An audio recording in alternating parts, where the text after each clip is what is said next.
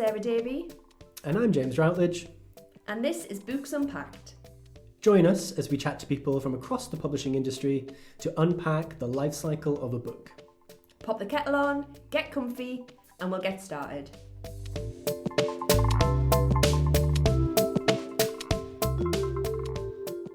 Hello, Chris. It's absolutely lovely to have you. We are in sunny Northumberland for once, and you're in, it looks like sunny Brighton. Is it sunny?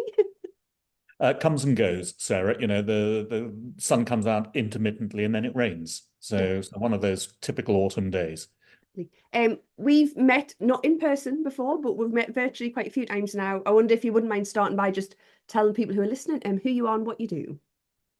Well, I'm Chris Riddell. I'm an author and illustrator and political cartoonist. So I cover a few sort of territories.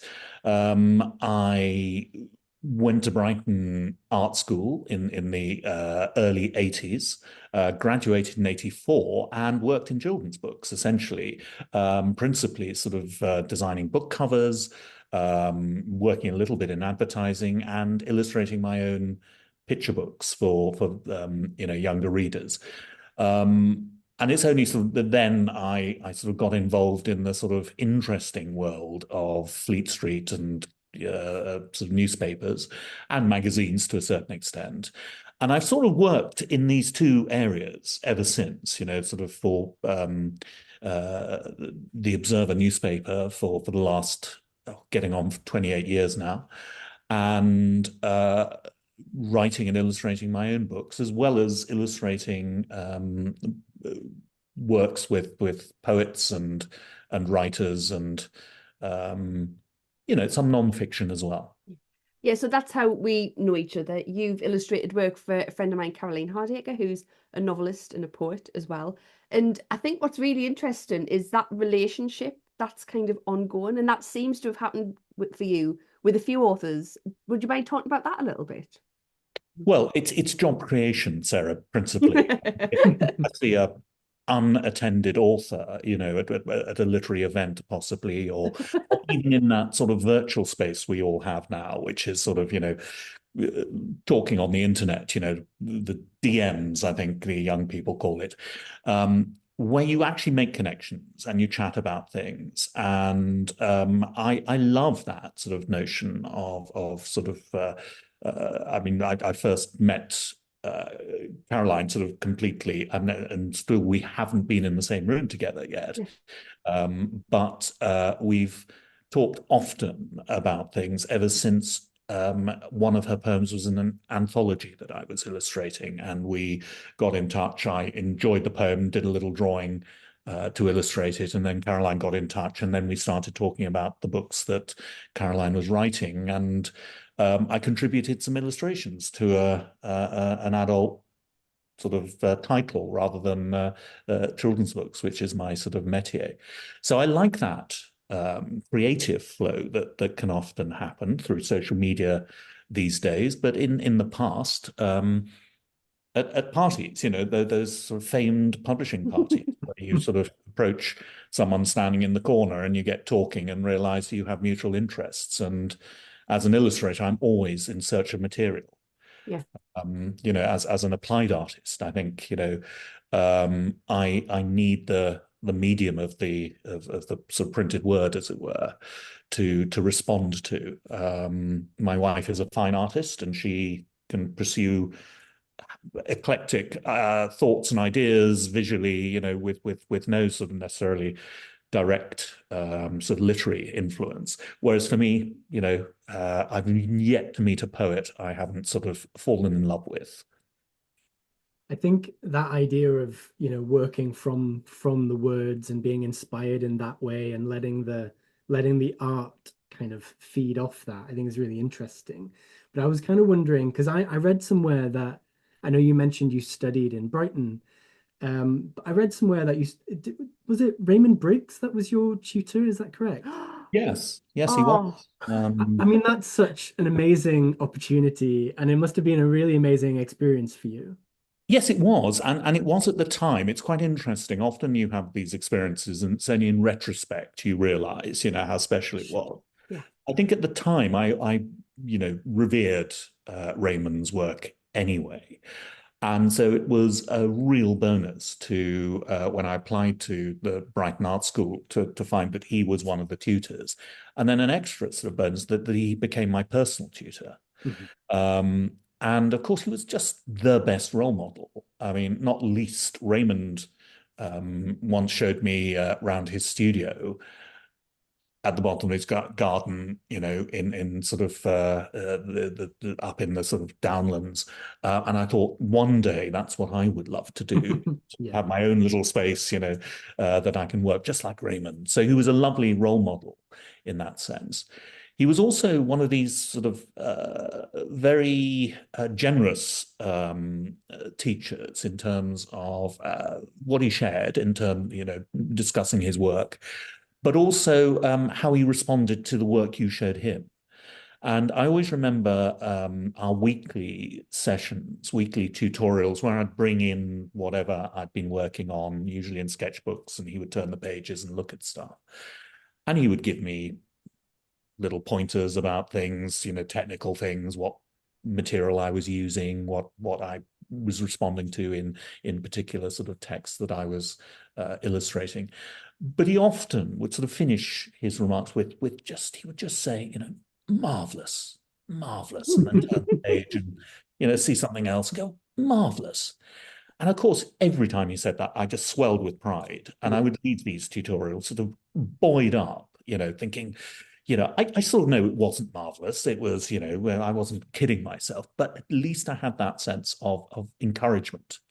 And I think that's a very valid teaching style, is to sort of energize and bring your sort of tutees to a point where they're rearing to go and can't wait to sort of get on. So encouragement, I would say, was one of Raymond's great sort of virtues as a teacher. And of course, when I left, I went out into the world with this, you know, sense of, right, I'll walk into a publisher, I will say, you know, here I am, I've been taught by Raymond Briggs, give me your finest texts that I can decorate, you know, and I'm sure we can discuss a fair terms. And of course, I did this to a certain extent, showing work around. And, you know, I got a few jobs of various sorts, often the sort of jobs where the art director would look at something I'd done, maybe in pen and ink, and say, well, you know, we want this sort of work for a cover. We want it in this in a style. And then you'd point to someone else, Sure. and say, "Can you do something in this style?" And you say, "Well, of course I can." Yeah, and then so I did in the early days. I did a good pastiche of this lovely illustrator called Joe Wright, who was far more expensive than I was. I was just at a college. So I used to do those. I did a whole series of covers, I remember, of sort of campus novels for some reason. And then there were other sort of times when they would want a sort of Victorian pastiche or something in pen and ink with lots of cross-hatching. And I was a great devotee of Sir John Tenniel of Alice in Wonderland fame. So I got a lot of those sort of jobs before I then started to be able to do some of my own work. And I remember a pivotal moment in a publisher's office where I was talking to the publisher Klaus Pfluger, who ran Anderson Press, which predominantly did picture books. And I'd been showing him some of the commissioned work I'd been doing. And he said, you know, these are fine, but do you have any stories yourself? Have you written any stories? And I hadn't really thought of, you know, myself as an author at that point.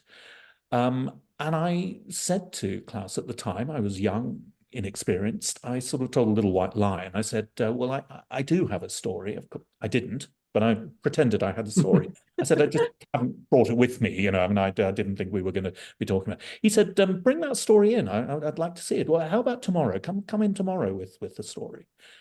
And I thought this was too good an opportunity not to sort of, you know, exploit. So I went home and wrote a story that evening. Wow, no pressure. That's what we need, though, isn't it? Sometimes you need someone to say, yeah, give me absolutely. something, and then It's amazing. It is that, isn't it? Tyranny of the deadline. I just wrote something, and I wrote it, I think, partly because I just wanted to go back and continue our discussion. I brought this thing in, and Klaus read it, and he said, well, "Yeah, this is fine. We can make this into a picture book." And I was astounded.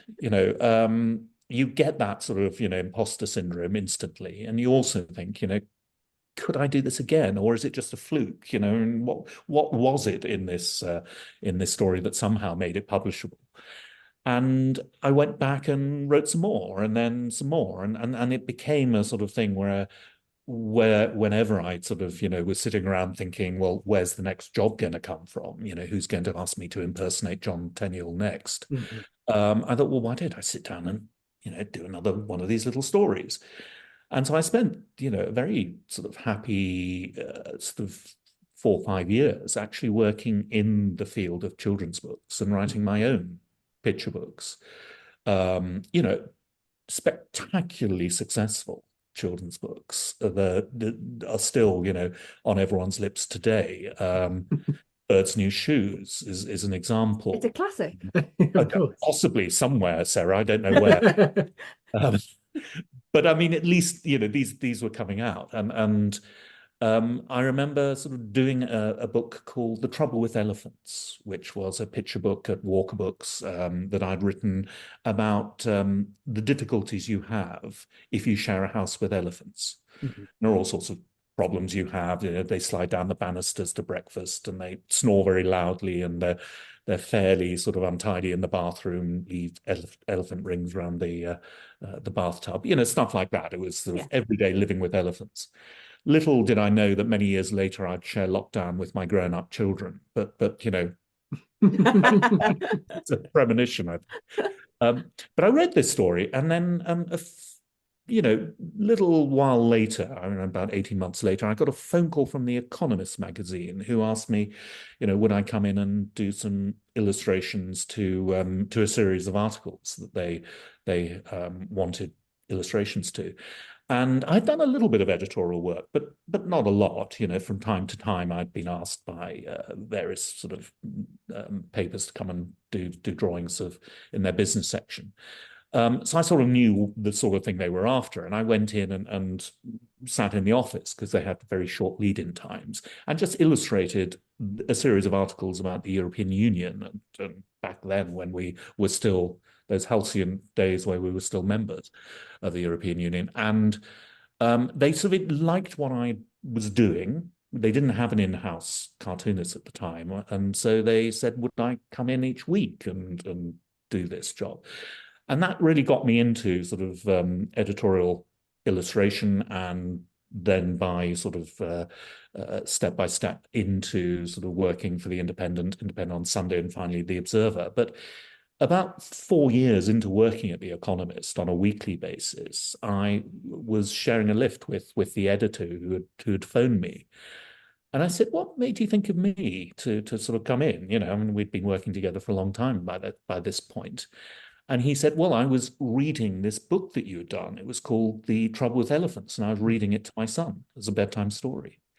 Now, to this day, I have no idea how he linked, elephants story with European politics, and why I was the person he thought could do this.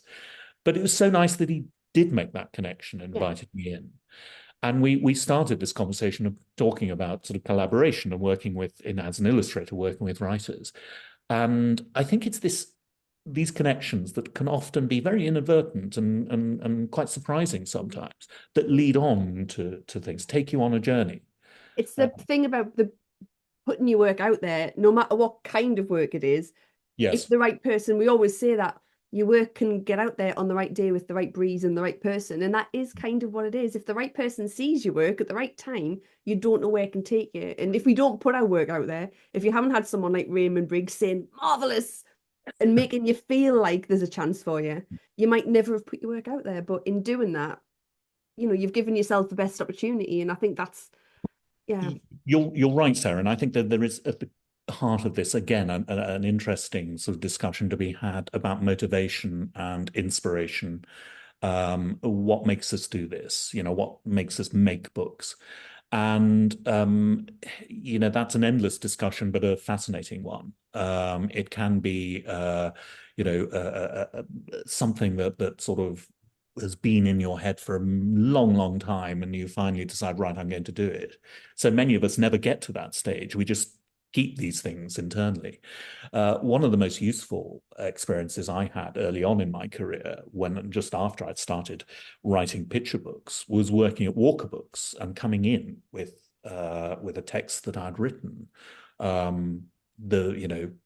In the sort of confines and the lovely solitude of my studio, sort of with flickering candlelight and a quill pen on beautiful paper, sort of, the sort of beautiful stuff of midnight inspiration that I poured my soul into. And I took this into to my editor, the wonderful David Lloyd at Walker Books. And David, it was an open plan office, and David called for sort of quiet, and everyone looked up from their workstations at where David and I were sitting at a table.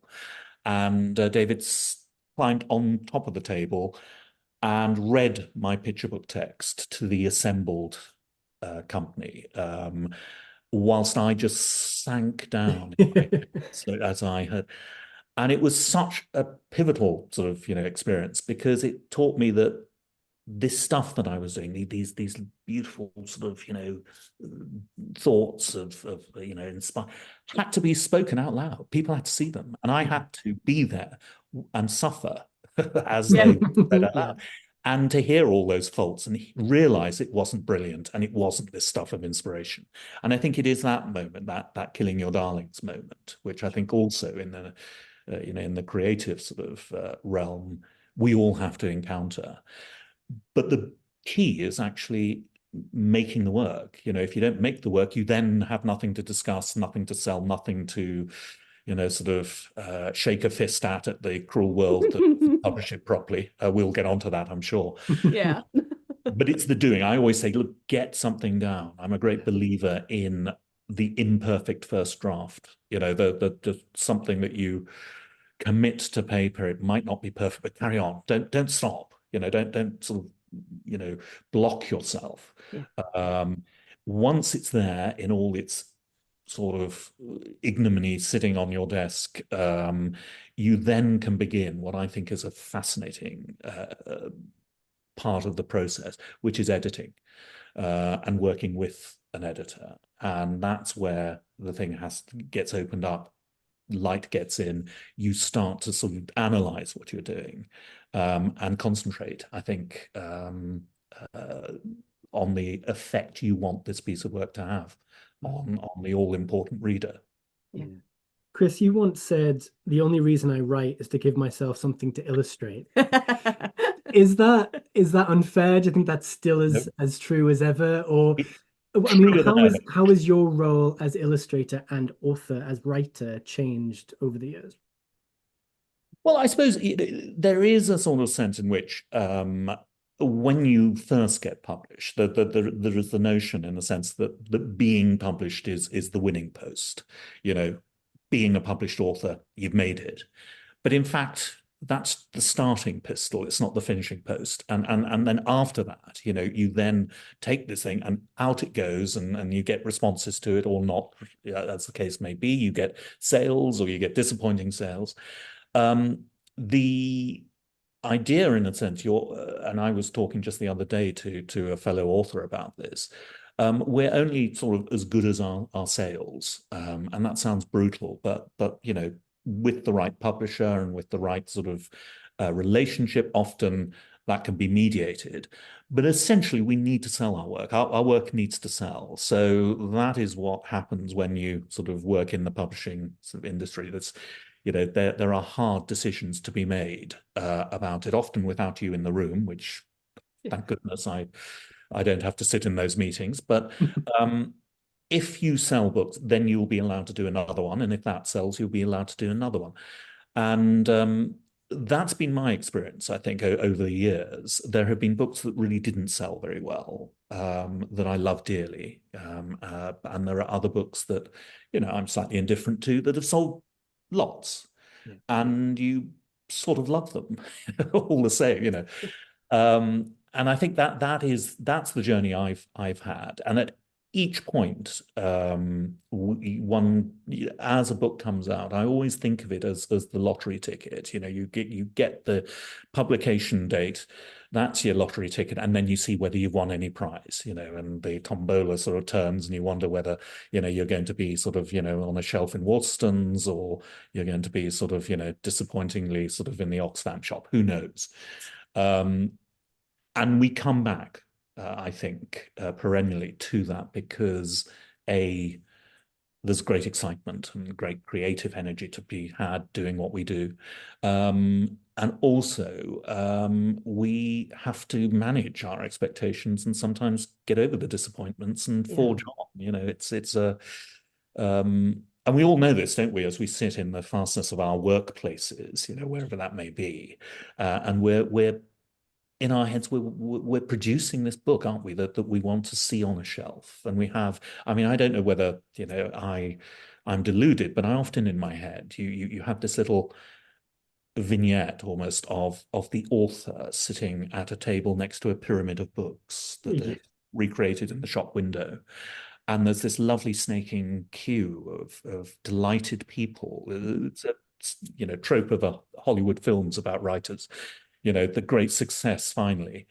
And you've just got to sit in a sort of, you know, rainy, on a rainy night in Horsham, in West Sussex, with 3 people and a very modest pack of your books that no one's buying, to realize that, you know, this is a glamorous life we've chosen.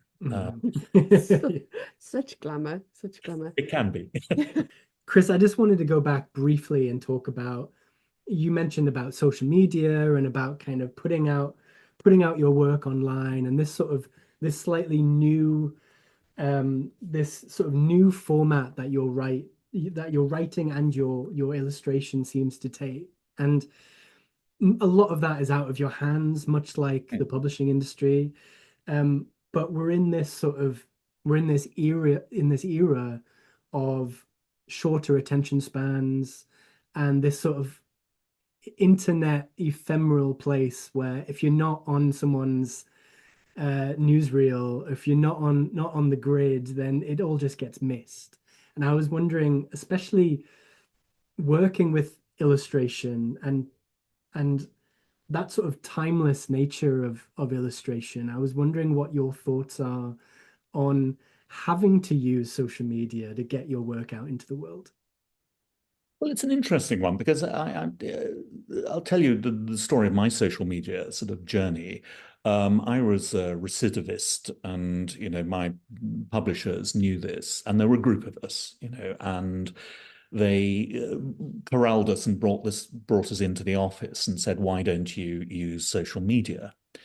And I said, "Well, look, you know, I don't know enough about it. You know, I was looking at the text I'd received on my Nokia phone, thinking, oh, they want me to come into the office to talk about what? The internet? Who knows what that is?" Anyway, I went in and they sat us down and they got sort of, you know, various guru types to sit down and show us how easy things were, you know, to sort of do. And I think lots of publishers had this idea in a way when as the internet sort of, you know, burgeoned. And I'm old enough to remember pre-internet and the sort of, you know, the very birth of all this. So I'm not a natural adopter anyway, and never have been. My wife washed my jeans one day, and I hadn't taken my Nokia phone out of my jeans. Watched it. It was it's completely ruined. But I was due an update. So, and it was just at the time when the, you know, smartphones were sort of starting to sort of become prevalent. And I received a replacement to my sort of old Nokia phone the next day. And as I looked at this gleaming thing, I realized that my Nokia phone was what I think is termed a stupid phone. And I was holding a smartphone in my hand, looking down at this sort of shiny screen, you know, courtesy of sort of, you know, Apple. And it coincided with being called in to my publishers to have this sort of day, this seminar. And I arrived, very proudly holding this phone, of which I knew little. And through the course of the day, various sort of people who knew far more just showed me gently how to put social media on the phone, to sign up to Facebook and Instagram and at the time Tumblr, there wasn't a Twitter then. But just how to link these in a very simple way so that if you use the phone, the camera on your phone, and I'm talking in these terms because I'm just not a technical minded person. But anyway, they just showed me how to do this. And if I took a little picture, it would magically post up on these platforms simultaneously. And they set up accounts for me. They were very sort of gentle and kind about it. And then said, off you go. And I returned and didn't think about it for 2 weeks. And then I realized actually that was, a bit sort of ungenerous and I should do something. So I opened a sketchbook and just took a little photo on my phone and posted it onto Facebook and Tumblr and whatever on these lovely accounts that they'd set up for me. And forgot about it. And about a day later, I think I just thought, oh, it's like sort of leaving a sort of something in the oven or something. I thought, oh, hang on, go and check on that. And so I went on Facebook, I remember, and someone somewhere in the world who I'll never ever meet had sent me a blue thumb. Yeah. The minute I saw that, I got this feeling. It's a very human thing, which was, oh, wow, that feels nice. Someone liked that. Someone said something, just sent me a blue thumb. And it was transformative. I thought, well, all I had to do was take a little photograph of a drawing that was in my sketchbook. Why don't I do that again? And I did the next day, did about 3 of these and then waited eagerly and a few people saw them and I felt lovely all over again. And I've been doing that ever since, I think. So I don't sort of do social media in an intensive way, but I post often because it's very easy. It's literally a sort of movement of the thumb in a sense. What I don't do is enter great debates. I don't use social media as a sort of forum in which to write political essays or violently disagree with people in text messages. I use it as an entirely visual medium. Yeah. And my analogy is to see it as a sort of notice board, in some endless corridor. And you can come along and with social media, you can put a little picture on your tiny little section of the notice board and move on. And occasionally you can come back and see if anyone's seen it. And that to me is the enjoyable thing. But I sort of principally post, and this is maybe because, I work at the bottom of my garden and don't get out much. I tend to post things up for myself. I think I've just done this little sketch. I'll put it up on sort of social media and then come and visit it occasionally to see, whether there are some comments underneath it. And I don't take it it's certainly not a way to test my own work in any sense. Right. Yeah. But it's a decoration in a way. But what happens then is you start to think in certain ways. So 5 years ago, I was very depressed after the defeat of at the general election for the Labour Party and the Tories getting back in. And I thought, there's going to be 5 years of this, because at the time there were fixed parliamentary terms. And I was thinking, I'm going to spend the next 5 years shouting at the radio in the morning, being sort of angry about, the state of things. And I thought, well, I can do that, or I can just each morning just do a little drawing, in a sketchbook. I'll keep it by my bedside. Each morning I'll wake up, I'll turn on the Today program on Radio 4. And, instead of sort of shouting at some cabinet minister, sort of, talking nonsense, I can do a little drawing of a cabinet minister talking nonsense, and then, take a little photo, put it up on my social media. And I started that 5 years ago, confidently believing that I'd probably get bored with it and go on to something else. And I'm still doing it, sort of 5 years later. And I'm looking forward to the 31st of December, because that'll be the end of the 5 years I set myself. Sure. And then I can stop. I've done that enough already. I personally think that in some strange solipsistic way, sitting in my seat, drawing these sort of sketches, 5-year sketchbooks, that I'm causing all this trouble. If I had just stopped doing it, we wouldn't have Yeah. had the pandemic. It's We fuel wouldn't for the have- sketchbook, though, isn't Yeah. it? I guess. Yeah. I've got to stop this before it gets out of hand. It's funny because Um, I do remember I've got a memory of I was gonna ask a little bit about live drawing, but obviously over the 5 years Boris Johnson appeared quite a lot. Yes. I do remember everyone laughing at an event, and I turned round and Boris Johnson was behind me, and I was like under his bottom. So it definitely it's pervaded everything. But I No, was sorry, go on. well, I mean, Sarah, I mean, if I do, I'm talking to sort of school kids and doing some live drawing with projection. Donald Trump and his hairstyle gets an Oh, instant laugh, Yeah. This Yeah. is from, year 3 kids. So we definitely live in a world where the visual, I think, has got real traction, and it goes, sort of a very long way. But I also think we live in a world where, for people like us, creative people, although the internet and social media can seem like the Tower of Babel, sort of people shouting at each other endlessly, it can also have this other role, which is this sort of connective thing where you can actually see what people are doing in a creative sense and respond in your own way to that. And I think it can all get slightly skewed when it becomes all about this dread word monetizing. Yeah. But I think for creative people who have always, sort of thrived from being influenced by things and passing on ideas and thoughts and visual sort of cues, it can be a very, very productive thing to do. As long as you sort of approach it from your own perspective, rather than feel this is some tool that needs to be learnt. Yeah. And I think where, if I have any sort of, wisdom to sort of, convey in this debate, it would be that if something feels sort of right to you in a social media context in terms of what you are posting, what you're putting up, if it sort of feels right, trust your instinct on that. If it feels wrong, don't do it. Yeah. And that I think holds true for so many things. If you're going to say something really unpleasant to someone, would you say that to their face?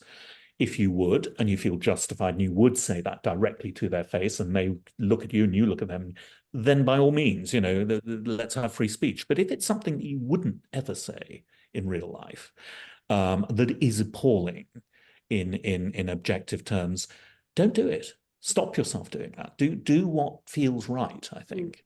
It's this thing about being able to stand by it as well as anything. It's like with writing. I talk a lot to writers about writing about people who aren't them, and you've got to be. You can produce or say whatever you want essentially, but you've got to be able to stand by that. And if you can't justify why you've said something terrible to someone, then you absolutely shouldn't be. I think people really don't.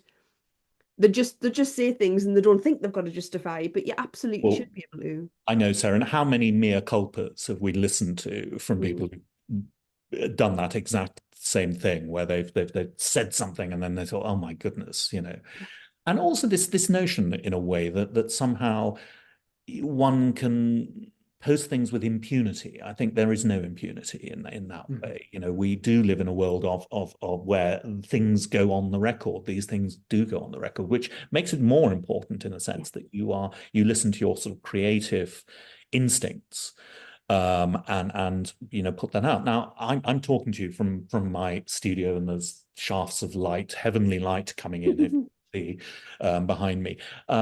There have been times when I've sat in the studio sort of late at night, a little bit like the first sort of book I ever wrote all those years ago, where I sat and sort of, had inspiration, and I've drawn something and thought, wow, I've created this amazing thing. I can't wait to show someone, and gone to bed, and then come back in the morning, and the shafts of daylight have hit my desk and illuminated this thing I'd been working on late the night before.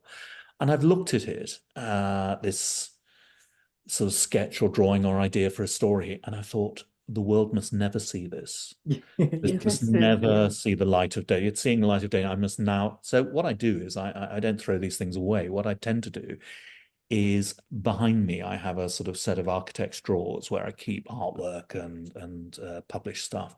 The very bottom drawer I call the naughty drawer, and that these things, these inspired sort of ideas, they go in the naughty drawer and they stay there, often permanently. And once in a while, I'll go back and open that drawer and sort of look in. There might be something usable, or there might be some sort of confluence of sort of, opinion that makes them more relevant. And that's useful, I think. It's useful to have a sort of, a space where you can sort of think the unthinkable or draw exactly what you mean, and then put it away and let it sort of, before you reveal, what you might be doing. And it's another way, I suppose, of not sort of blocking yourself, not feeling, in a sense, this has got to be the big thing. I'm going to go away and have a great thought and a brilliant idea, and it's going to be amazing. Oh dear, it's not. It's not so brilliant. Just put it away and carry on. Sort of that there's no sort of, we often seek inspiration, but inspiration is one of those awkward things that finds you rather than you finding it. And so you've got and it can be a path to other things. We don't have to share everything. Like, we can think things, but we don't have to share them always. Yeah. So often, so true. It's a big argument for just thinking but not sharing. Well, as a sort of satirist, he said rather grandly, and someone who draws cartoons for a living for, politicians and stuff. I mean, one of the sort of, great things about that is they often supply you with material. You don't have to sort of, work away at sort of some powerful satire. They're busy doing it themselves, whether it's Boris Johnson and whoever his speechwriter is, or, sort of Keir Starmer sort of deciding that, he's going to go to Arsenal Football Club and sit somewhere else. They are always giving you material to use. And sometimes all you need to do is reflect that back to sort of say, can this really be right? Let's draw that. Let's draw that and see how that looks. So I think, yes, I think that there is this sort of idea sometimes that we need to just allow things to come to us and get them down, see what they are like when they're sort of in black and white in front of us on our sort of desks. And then, maybe test them tentatively with a few sort of close people before we then say, okay, well, now the world is ready to see this, possibly in a tweet or an Instagram post, and possibly sort of in my publisher's office. Another thing I do, I mean, just to sort of get back maybe to sort of talking about books, in a sense, is that I often enjoy sort of books with beautiful design. The sort of design where, and designers are great at this, sort of they lay out your book, a beautiful novel, Sarah, for instance, with sort of, lovely paragraphs, not too long, maybe some nice sort of chapter breaks, where you've got just a white space next to the beautifully set text. That's very enjoyable, isn't it? And what I like to do is pick these books up, and I can spot them, and do an illustration on those white spaces. Maybe draw round the words a little bit, sort of just behind, so never going over the text, but just imagining what it looks like. And I've done that a few times, and then done little Instagram posts of sort of, always with authors I know. I wouldn't do it to someone I didn't know, and you seek a little permission. But it's remarkable how when you do that, you can see how a book would look like with illustrations in it. Mm-hmm. And then I wait for a while and for my publisher to get in touch and say, do you want to illustrate this book? It's the word creation again. It's brilliant. Yes. Yeah. But I mean, Chris, you've worked on, going back to that idea of collaboration, you've worked on so many books with so many different people. What draws you in to a particular project? I mean, presumably now you can pick and choose the ones that you want to work with and the ones you don't. I mean, what draws you in first into something new? Well, I like the framing of your question there, because it's the presumably. I think it's always fatal to presume anything, and we always have this sense of sort of, will I ever get another commission ever again? Is it over? Is it all over now? Have things ceased?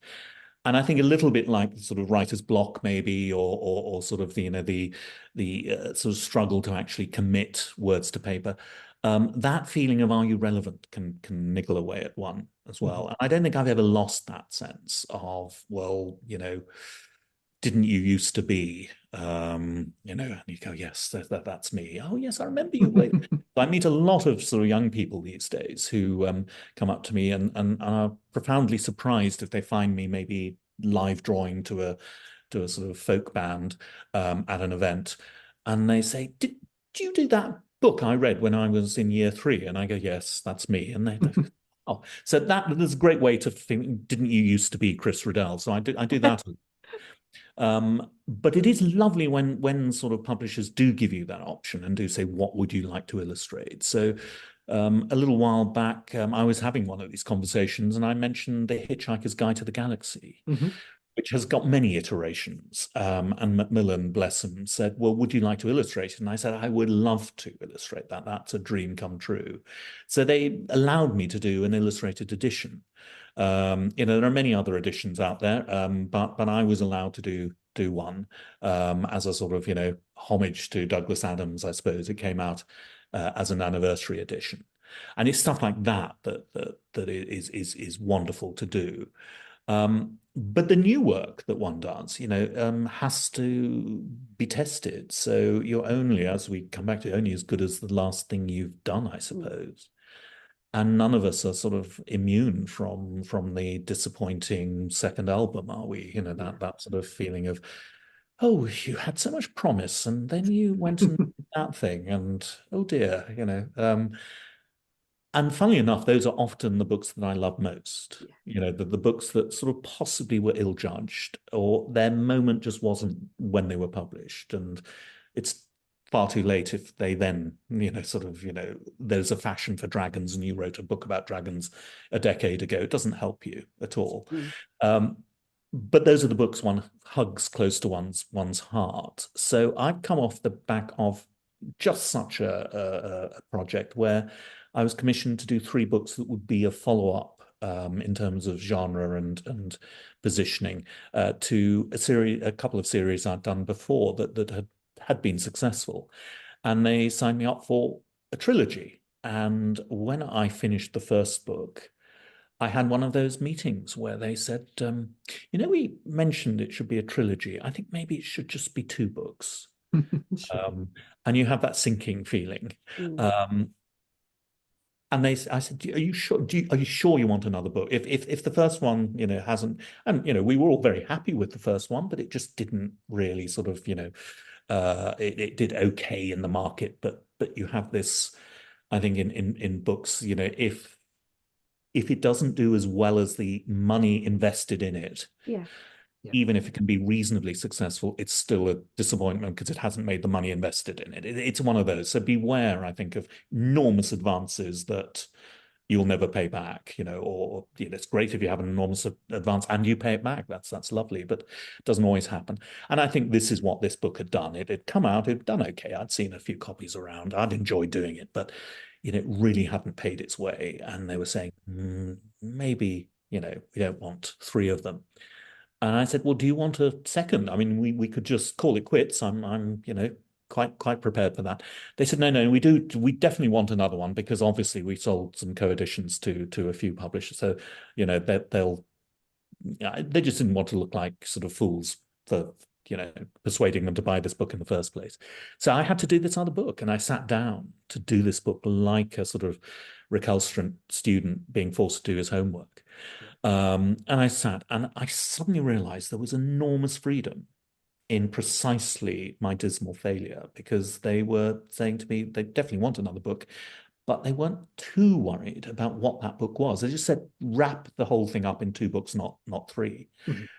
And I started to write this, and I suddenly started to think, well, this is wonderful, actually. This is me. Just I can do this and that, and then I can do that thing, and I don't have to think of a sort of story cycle stretching off. I could just bring it down to, and I had tremendous fun doing that book, and it came out and it did just as poorly as the first one. It was perfect symmetry, Oh.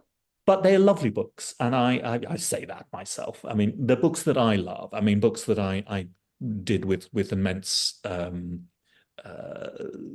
enjoyment, and I hope that the readers who bought them enjoyed them too. I was at a school yesterday, and there was a little girl, and she was clutching that very book, and I thought, oh, you and me, that's all you need. You need the one reader. Yeah. That's the thing, isn't it? It's we did an event with Claire Bolden, and a little girl turned up, and people were like enjoying it, but a girl turned up and she was really into Claire Bolden, and she'd like drawn a picture with the horse, and our mum said she listened to the audiobook so much it was like Claire Bolden lived in the house, and Claire was just like, this is why. Yes. It's like even if it's one person who just gets it, that's why you keep doing it, because it's just, yeah. And it's amazing, Sarah, when I try and convey that to my bank manager, he doesn't go Bank with it. manager, the agent, they're like, Hey, that gas bill, very well received. oh. But that's, I suppose, the reality as well, isn't it? That there is huge joy to be had, with sort of meeting one's readers and sort of the enjoyment that is reflected back. But in order to do what we do, we have to sell books, and that's what publishers essentially are there for. And then there's this other sort of iteration which we touched on, which is the gatekeepers. The publishers are the gatekeepers, and there are reasons why decisions are made, and we can agree with them or not agree with them sometimes. But there is another way, which is to actually put your work out into the social media realm. And when I first started, this was called vanity publishing. It was what you did when, quite frankly, the book wouldn't sell in any other way, and you would sort of go through an expensive sort of process of self-publishing your work. This was considered, sort of slightly, de trop to do that. But actually, these days, it's a valid means of putting your work out there. Now, it's never going to be a path to riches, or in very, very few cases, but it can be part of a sort of cathartic journey of sort of creativity. I think it can be a very creative act these days, because it doesn't involve huge amounts of money. You can do things virtually. You can publish online. I know many sort of rather wonderful cartoonists who would struggle, I think, to get some of their projects sort of greenlit by the comics industry, who've actually built up wonderful communities online of their self-published comics. And I'm sure in fiction as well, there are ways in which one can do that equally with equal validity. But it's not easy, and it's, again, we come back to, how do you make money doing this? Well, who knows? But if you don't sort of get your work out there, you're never going to find out. So I often say to aspiring authors who are sort of working away at it, I say, well, that might be one way to just sort of get your work out there and see whether there is an audience. So are we going to get all 5 years worth of those drawings self-published in the next year or so? I've been self-publishing those books once a year, actually. Yeah. So around this time of the year, I'll do a cover, and then I'll go down to my local printer. And I did this the first year, and which was 2020, because I started in 2019.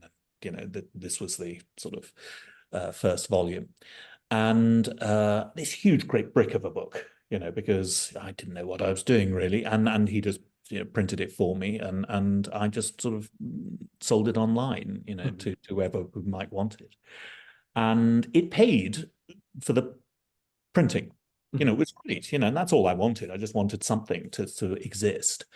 And it worked the next year, and it worked the next year, and it worked the next year. So all, I can't claim to sort of, have made untold riches from this.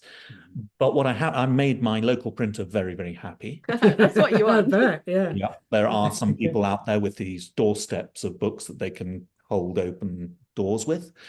And it's in the world. And that I think is, that's a lovely sort of, goal. If it does any more than that, that's fine as well. I'm going to be sort of shouting about it in a sort of quiet way after December the 31st, Okay. because there will be a stack of 5 of these enormous books. And then I'll stop and I'll go and do something else, I think. Sure. I don't really want to bring Boris Johnson back up, but I feel like when I mentioned Boris Johnson's bottom, it brings us back around to like how we all know each other. And that's live drawn, which I find fascinating. And what was really interesting earlier when you said as an applied artist that you need a prompt, it almost didn't work in my head with how I've seen you work as a live drawer, because what you do feels so instant and so spectacular. So the first time we met, you live illustrated for the launch of Caroline's Little Quakes Every Day, our poetry collection. Oh, And then yes. again for the launch of Mothtown, which we did with James. It's so quick, so instant. When did you start doing live drawing? I started quite a few years ago now in a very public forum at King's Place in King's Cross. And I was asked by the organization Poets in the City to participate in an event they were doing with 5 poets and 5 illustrators, and I was someone they asked to come along and do it. And they paired us up with a poet, so I was paired up with Simon Armitage, who was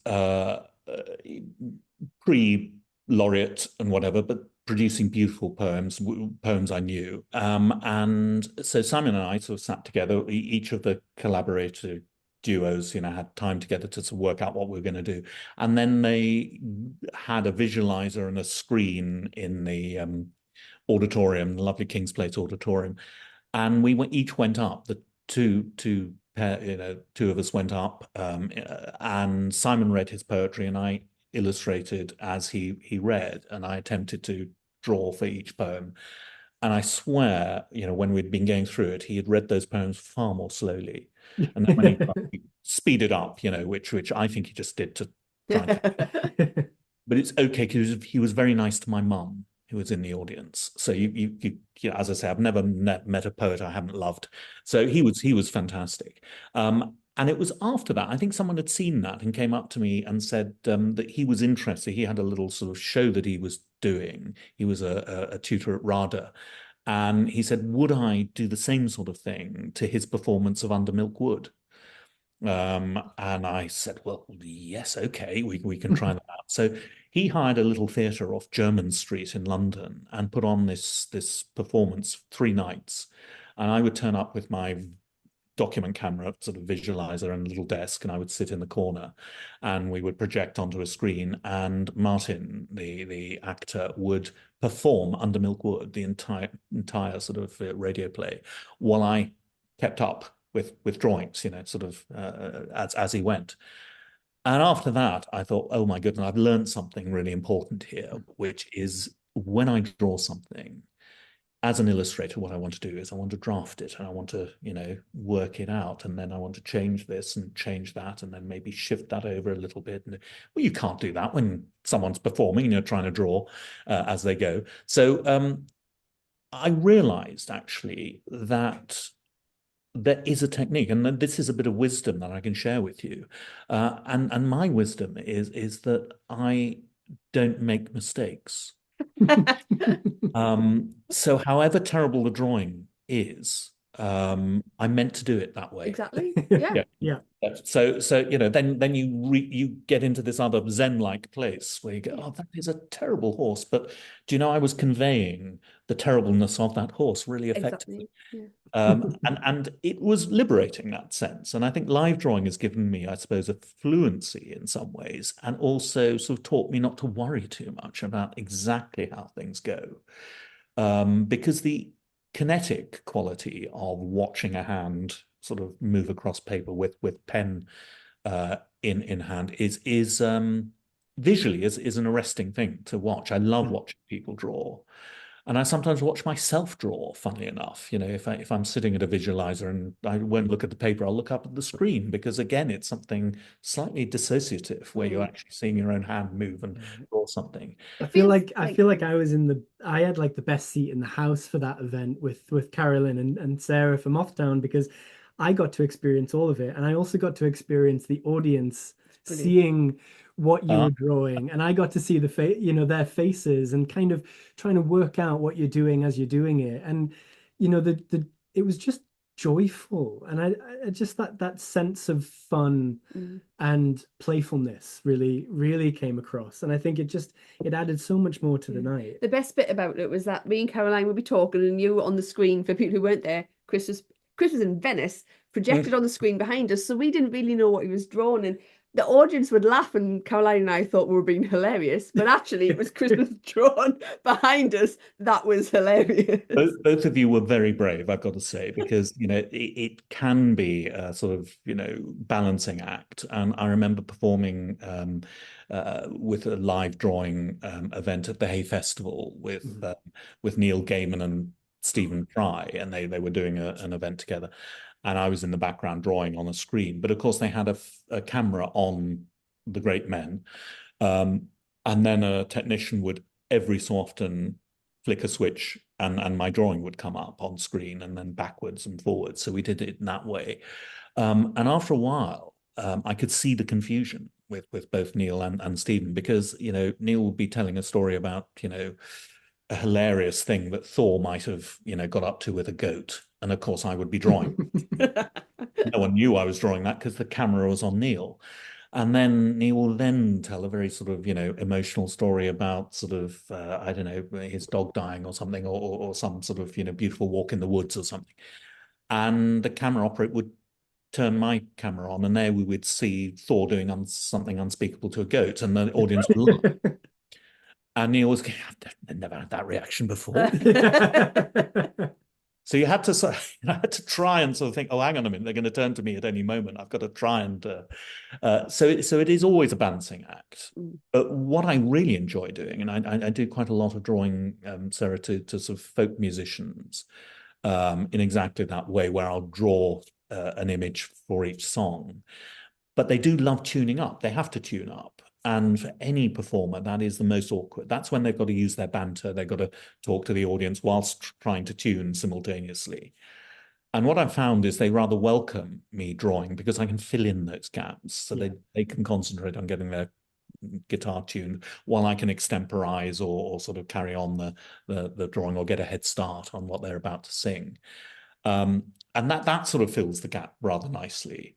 But I do also enjoy spoken word, and I love sort of illustrating while people talk, and because sometimes the visual sort of iteration can reinforce something you might be saying, a point you might be making about sort of the creativity, or an analogy you might make comes to life if you can sort of envisage it sort of in real time.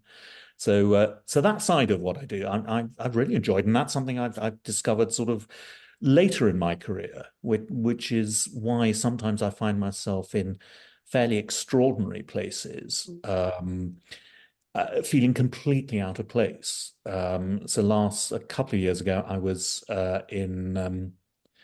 in fact, no, a year ago, I was on stage at Gunnersbury Park in front of 25,000 young people while a group performed.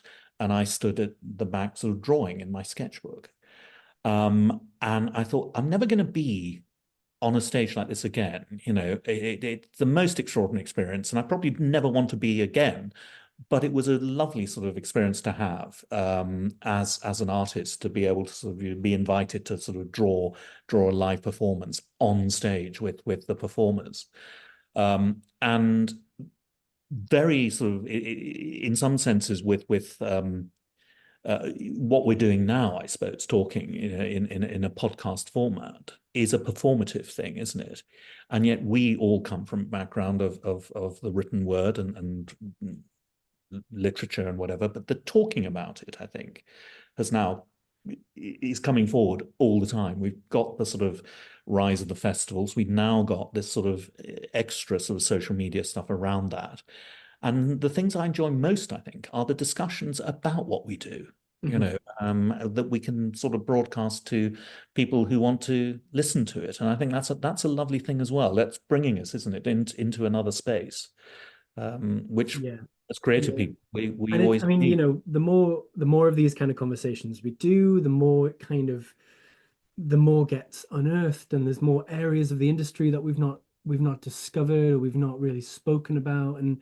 And certainly, there's certain things that when we go into talking with yourself, for instance, what the joy is when we go off piste and we find all of these extra stories that we never knew about, and kind of get to know parts of the industry that we'd never heard of.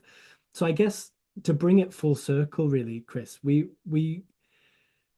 kind of want to bring the focus back on the publishing industry itself. And this life cycle of a book is always quite an open-ended one. But in your experience, having worked with various publishers and various kind of publishing professionals, whether they be editors or marketing and sales, for instance, especially with kids' books, is fascinating. I was wondering if there was an area of the publishing industry that you wish you knew more about, and you think we should find out more for you. That's a very good question. I think, the simplest answer is in William Goldman's, famous sort of, terms, nobody knows anything. So I'd love to know something, and I never do. I think the publishing itself is a really, I suppose, in many ways, a unique thing. We were just talking about performance. Well, publishing itself, I feel, is one of these sort of forever crafts, because the published book, lasts. It doesn't last necessarily as a commercial item, but you only have to go into a library to find where books live, where books continue, and they continue outside the normal realms of sort of commerce. So the environment in bookshops, and bookshops can be marvelously creative places that lovely things go on in. But libraries are where, books are curated, and they live on, and they continue. And I think in our souls, all of us who work in publishing realize that actually that's the where we want our books to be. In the end, we want them to be kept and still be around. So whenever I'm working on a book, I always think, well, this is a forever book. This will be around long after, the commercial interests have lost interest in it, and it's maybe sort of the warehouses have been cleared of it. It will exist. It'll exist in a library. It'll exist in someone's house, on someone's bookshelf. It might have been collected. It might be passed down. It might be, and this, working in children's publishing, it's the most sort of, for me, important part of it. It might be part of someone's formative reading journey. It might be a book that, means something very personal to them in their childhood, because we all carry those books with us, even when we misplace them and move from place to place, and don't necessarily have that original copy with us anymore. We remember it, and we remember it because it formed our personalities and our outlook on the world. And to be able to sort of make some of these books that might be seen in that way, might be picked up and be an influence to the next generation, I think is very special. So I suppose, in answer to your question, James, I would say that probably I want to know sort of slightly less about the mechanics of this extraordinary craft, and I think a little more about, I suppose, motivation, why we do it, and maybe sort of, how to sort of carry on doing what we do in a world that's troubled and difficult and has all sorts of other things coming through the door. But I think books survive. They work in technological terms, and they continue to work. They are beautiful objects. They are things we covet and we feel emotional about in a way you simply don't feel that way about a sort of computer file or a stream of emails. It's not the same thing. We know this. There's power and magic between the covers of a printed book. So those of us who engage in that and put our thoughts down into sort of printed books have got to continue what we do in this world. And we then need that whole panoply of archivists and librarians and readers and shelves to house them. There's nothing more beautiful than a room with shelves of books on them. I've never yet seen a room that's not enhanced by a shelf of books, in a way that, best will in the world, our computer screens, our Macs, and those cables that seem to come out of them, or whatever the next iteration is, holographic images, they're never going to look as beautiful as a row of books.